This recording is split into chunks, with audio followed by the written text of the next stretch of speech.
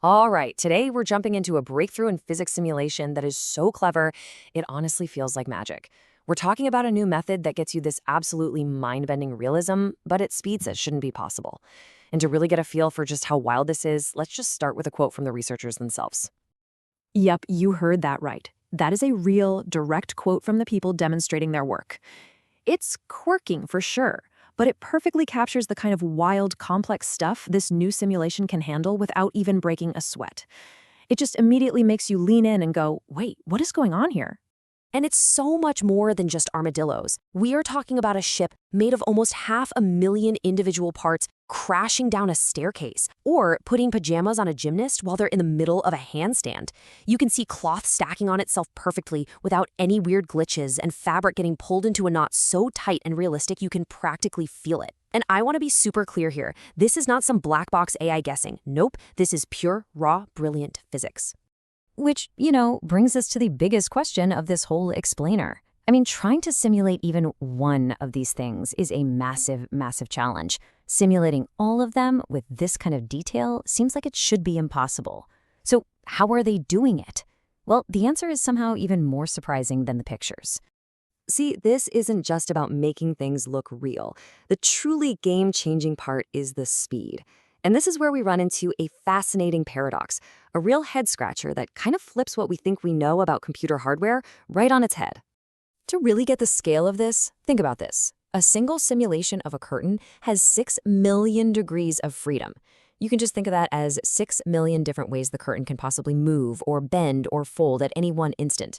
The computer has to solve a math problem with 6 million variables for every single frame of animation. It's an astronomical amount of calculation. And yet, this new method just chews through all 6 million of those variables to simulate one frame in, get this, 6.6 seconds. For a problem of this complexity, that speed is absolutely completely mind-blowing. And just look at how it stacks up against what we had before. This new method is a staggering 66 times faster than a previous technique that was already considered pretty impressive.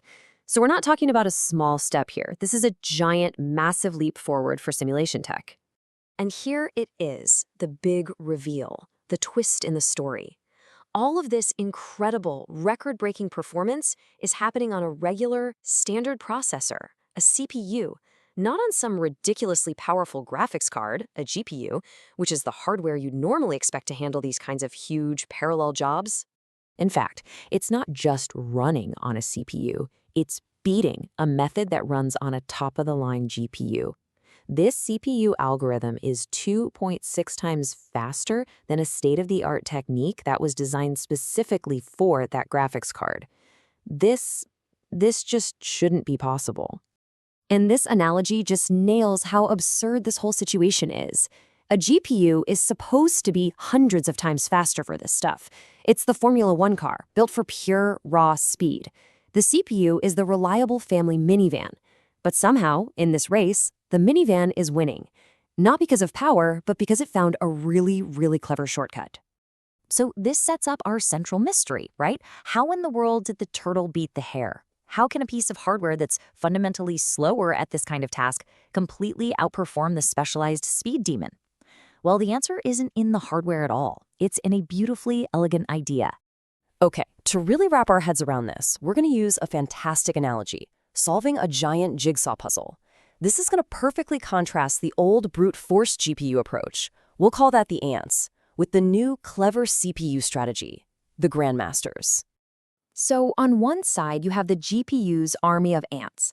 Imagine thousands, maybe tens of thousands of tiny workers all trying to solve the puzzle at the exact same time.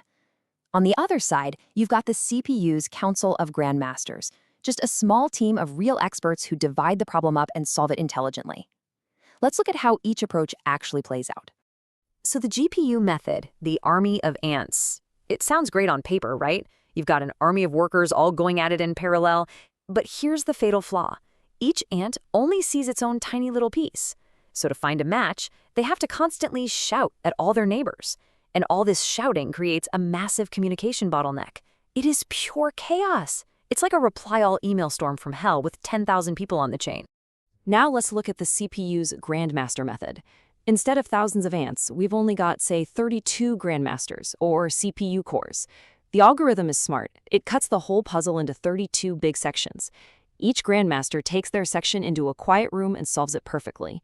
This is what CPUs are amazing at: complex, focused problem solving. And once they're done, they just meet up for a minute to agree on how their finished sections connect at the edges. No shouting, no chaos, just quiet, brilliant, efficient work. So how does this whole Grandmaster strategy actually work in terms of math? Now, you might be thinking the math is going to be insanely complex, but the core idea is actually about making things way, way simpler. Seriously, stay with me because this is beautiful.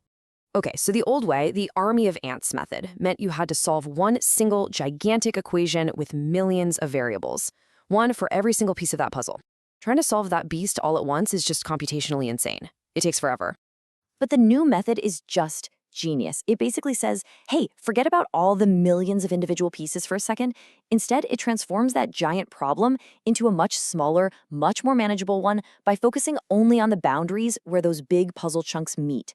And it does this using just two key types of variables. The first variable is called lambda.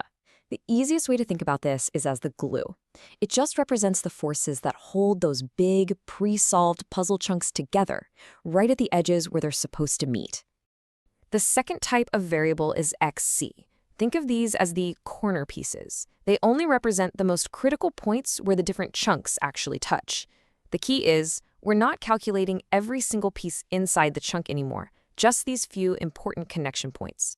And that is the entire trick. That's the brilliant insight. Instead of a massive, messy equation for millions of pieces, the algorithm solves a tiny, elegant equation for just the glue and the corners. It turns an impossible problem into a simple handshake, and that is why the seemingly complex method is actually so much faster.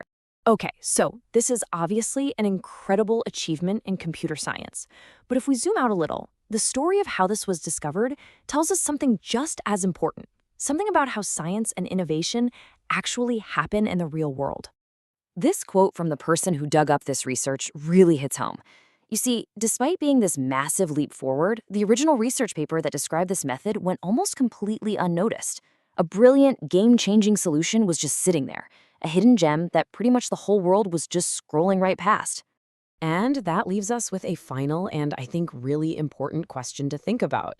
This amazing work was nearly missed entirely. It really makes you wonder, in our super fast-paced, content-saturated world, what other brilliant ideas, what other game-changing breakthroughs are we all scrolling past every single day?